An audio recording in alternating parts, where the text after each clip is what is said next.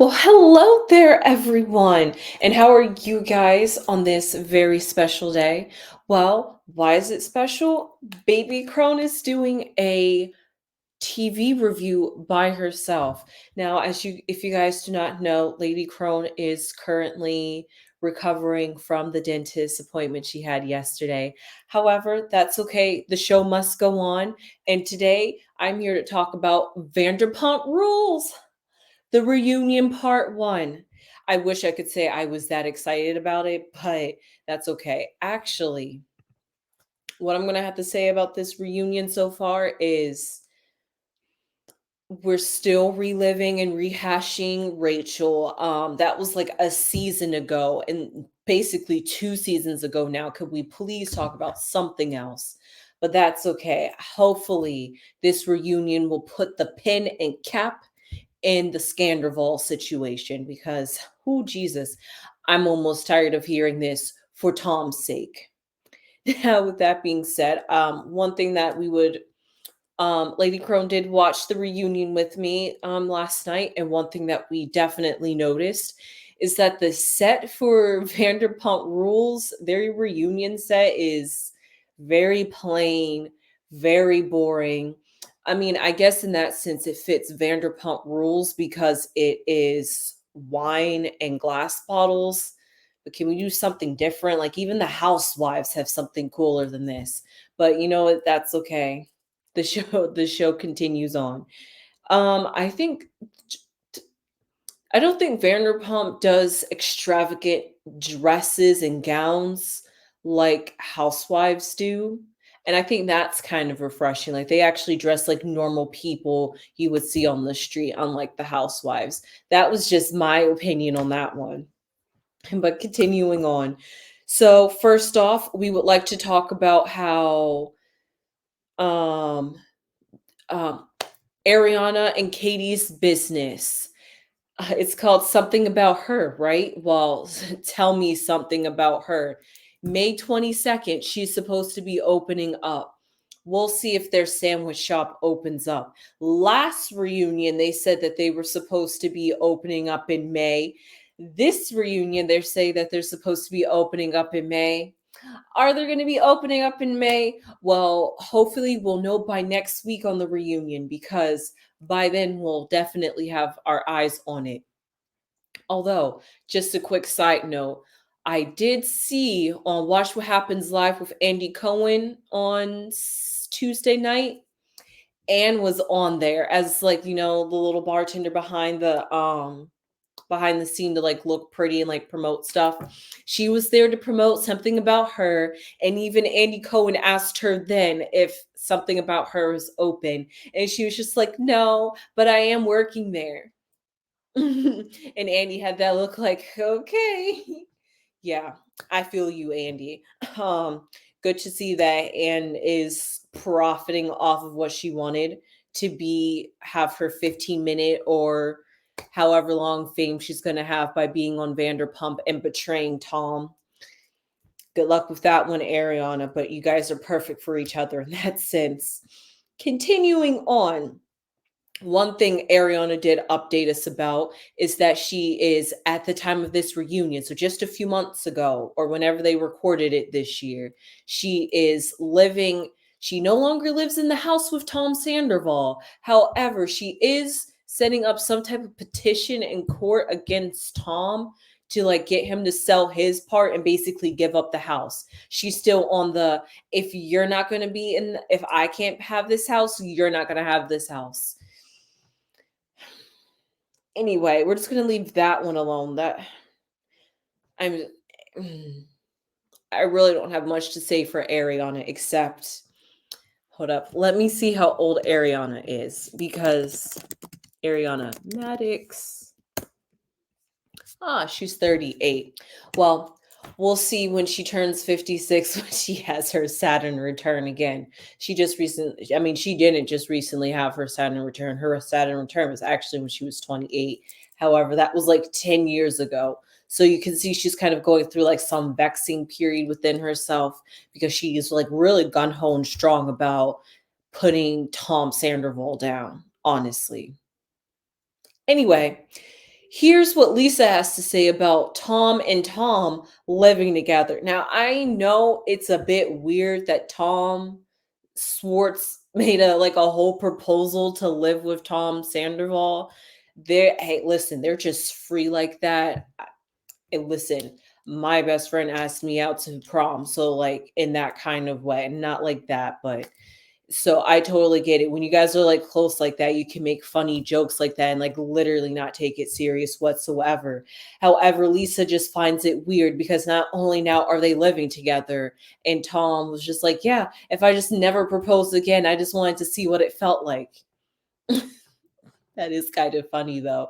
Their friendship is just adorable. I really love their friendship. They are really close friends. And you can see how much of a good Tom Swartz is, Tom Sandoval is. No matter how many people want to slander his name, Sheena, I'm looking at you. You can see how great of a friend he is. And Ariana, even Tom tried to beg and tell you, you know me, you know the things I would do and not do. And she's like, no, I literally don't know you. Anyway, she's the one that's being performative and projecting on him, but we'll get onto that one a little bit later. But also, Tom and Tom want to have an investment property, and that's one reason why he wanted to move into the house with Tom Sandoval. We'll see how that all works out because I totally get what he means. With that kind of energy, and Ariana's trying to literally force Tom out. I'm really not sure if it's the wisest idea at this moment to move in with Tom Sandoval. But you know what? May it all work out for you because literally it's it's it's not that deep, Ariana. It's not that deep. Moving on, here's a hot debate that was talked about, and you guys tell me down in the comments what you guys have to say about this one, because Tom Sandoval does not like the fact that Lala painted him as a groomer, and not even Rachel. He didn't even like that Rachel was saying that Tom groomed him, because he was just like, the word grooming, and I totally understand that the word grooming it gives the connotation that you're grooming somebody under the age. And I also understand what la means by when there's a sizable age gap, and you have an older person with a younger person. This older person has so much years experience, wisdom over this younger person.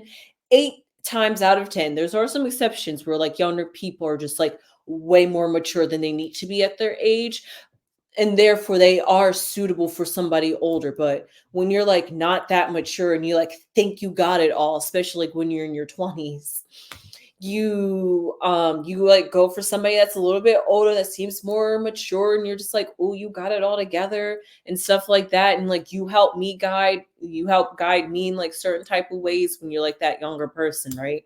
And then then you find out that you were like under the influence, not like under the influence of drugs, but like under the influence of this older person, and you really didn't know what she was doing, and you was trusting somebody, like looking for a daddy or a mommy. But yikes. And I could understand that dynamic too. So in my opinion, I really do feel like that no, Tom really did not groom Rachel, even though they did have the age gap. I feel as though the fact I just Rachel has her problems, and I was feeling for her last season, but it's really dragging on at this point, and I'm sorry for her that her image is just going farther down the drain. I think she should have probably listened to Tom Sandoval and not stay in therapy longer than she needed to, because I think they did mess up her mind just a little bit, but she was already broken in that kind of sense, allegedly. Everything I'm saying is allegedly, in my opinion. They might be hot opinions. However, I am on my own here, so Lady Crone cannot hush my sometimes a very strong opinionated viewpoints. So moving further, Here, Ariana really, Ariana's still hurt. She's like, I don't know what I ever done to Rachel for her to be suing me when, like, literally I understand the lawsuit because I mean, it's both Tom and Ariana that are getting this lawsuit for spreading her un unsuspecting tape because it wasn't supposed to be that, but like it got spread around, accidents happen, Ariana was a really scorned woman. It should really be on her, in my opinion, than more of Tom. Even though Tom, you could have been a little bit more careful with that, having a private secret vault where you got to get through like some code number. Like, if you're going to be holding somebody's private pictures like that, you really got to be careful with that, in my opinion, so these things do not happen and you find yourself in a lawsuit, especially with these alleging damages. Because now she can use that as he was just manipulating, grooming her, and taking advantage of her. She's not making you look good, Tom. Um, Sheena, not my Sheena. She is still hurt.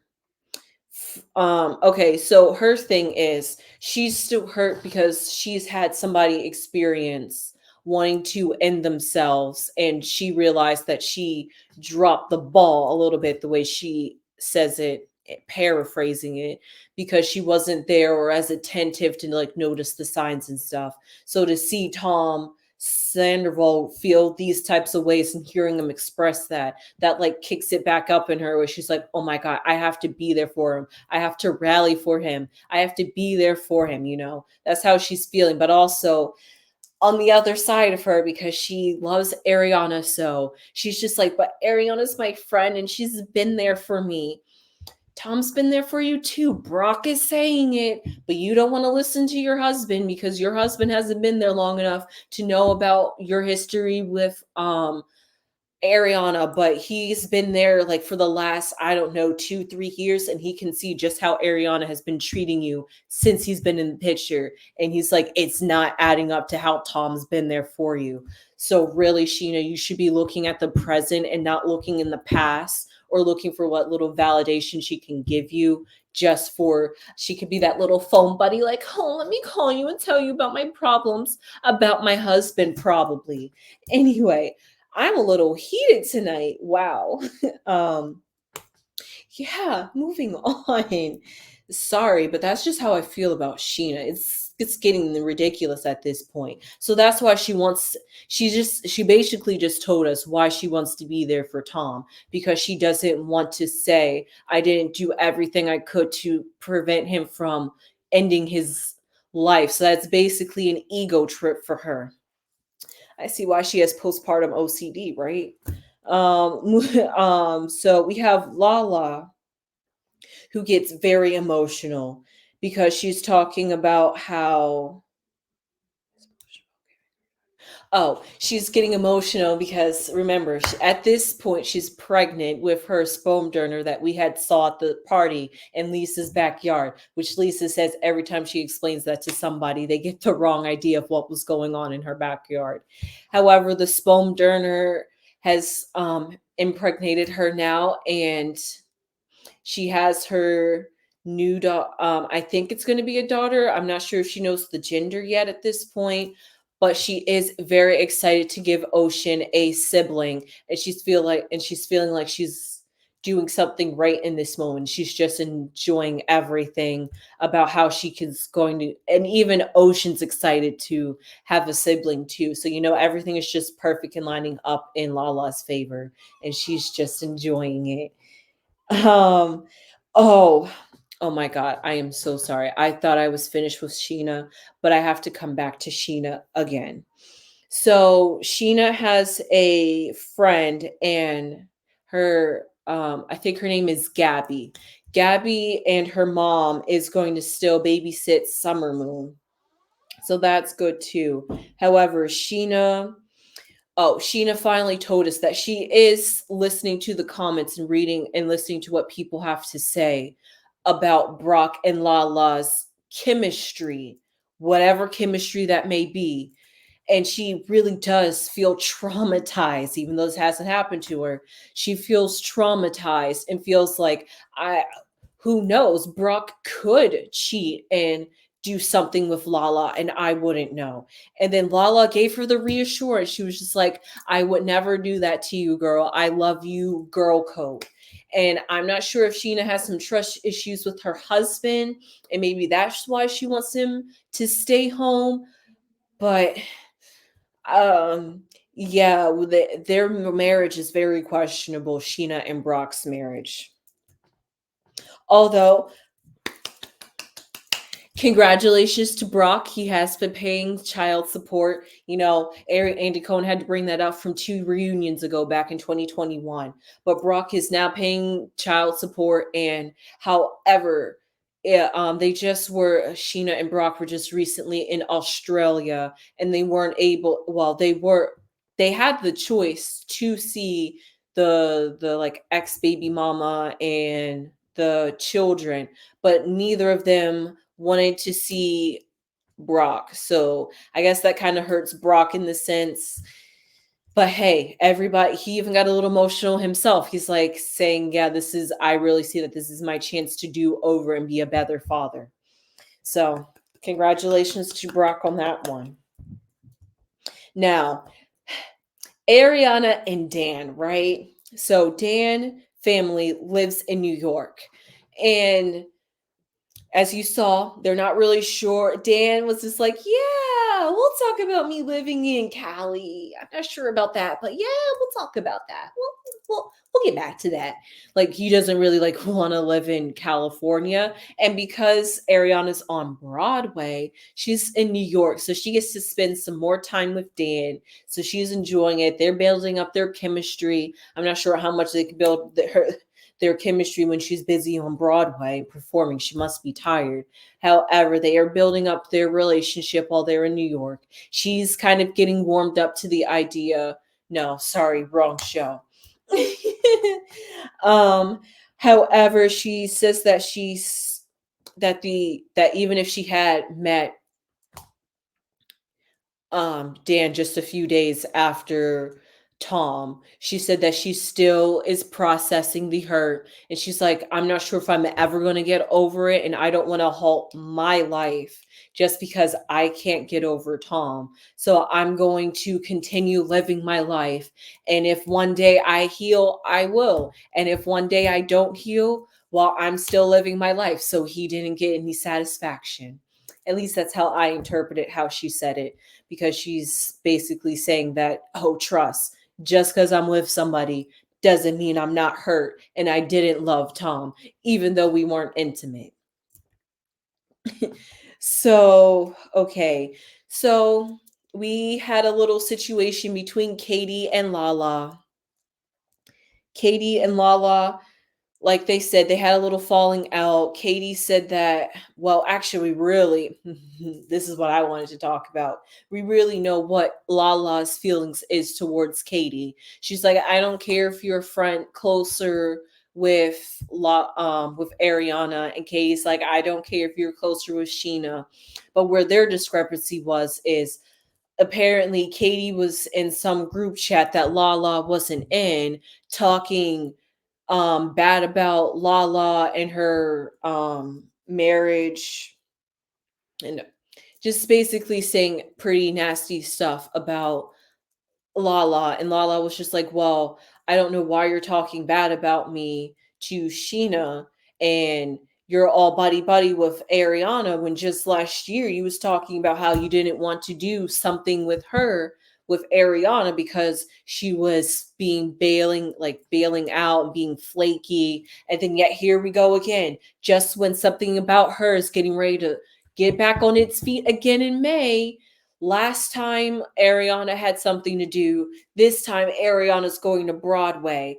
And Katie was talking about how she's basically working on her own with something about her because Ariana's off doing something. And Ariana's sitting over there hearing the conversation between Lala and Katie talking about her basically. And Ariana's all teary-eyed, but she's already teary-eyed because she's still trying to process Tom, and anything about Tom, she's going to get emotional and cry, but she's not going to let you know. She's going to hold back those tears.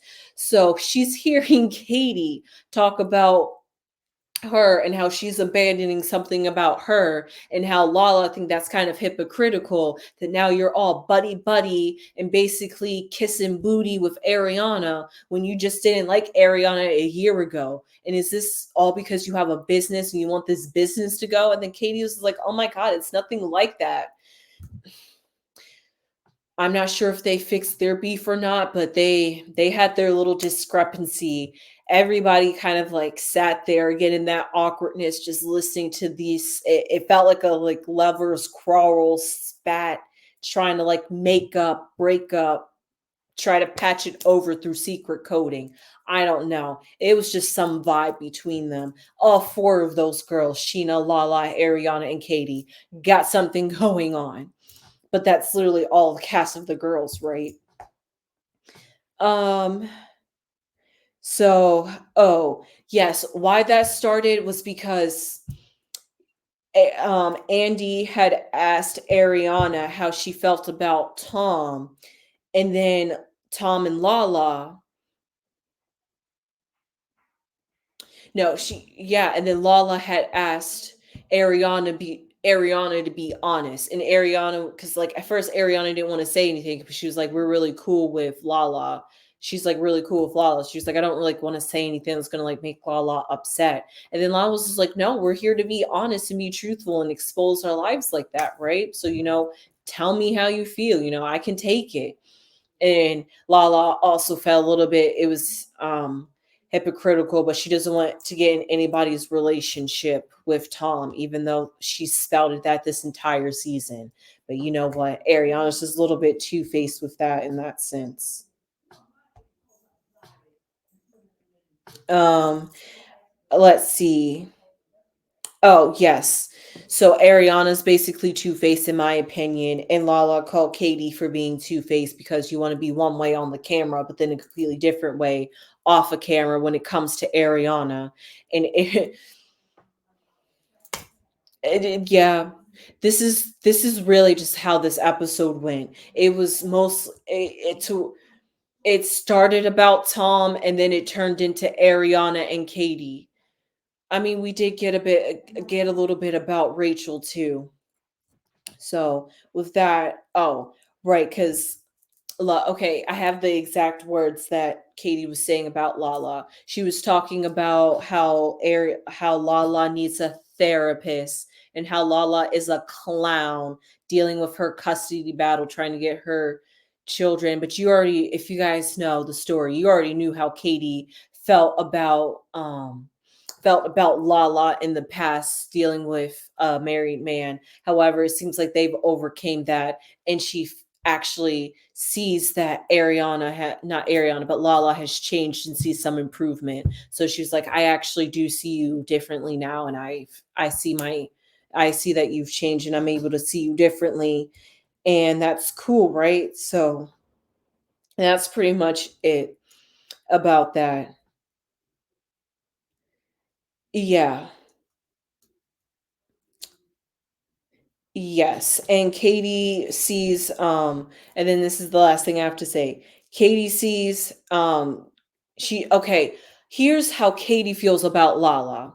The Lala is basically the one that's hailing everything. She said it. She broke the fourth wall. She's like, I have to say this about Ariana because I'm fed up about Ariana. And Katie's just like, I just want you to have more sympathy for what Ariana is going through at the moment. She was like, I know you're healed now, and you're talking from a healed place, but she's like, put yourself back in how you felt going through it and have just some sympathy for Ariana. That's all Katie's asking from Lala. And Lala's just like, I know she can feel that way, but I'm trying to preach to her that you can feel this way, but just know at the very end how you're going to feel. She's like, I'm trying to tell her from somebody who's been there and healed, so therefore she doesn't stay stuck in that. So that was that was basically their quarrel. And Ariana's just basically, that could also be why Ariana's crying too, because she's just hearing how her two friends are really caring about her, but also fighting over her. And it's all because of Tom's fault, because that's probably how she's feeling. So, with that being said, I hope you guys enjoyed my review on Vanderpump Part 1 of the reunion. And with that being said, sunflowers.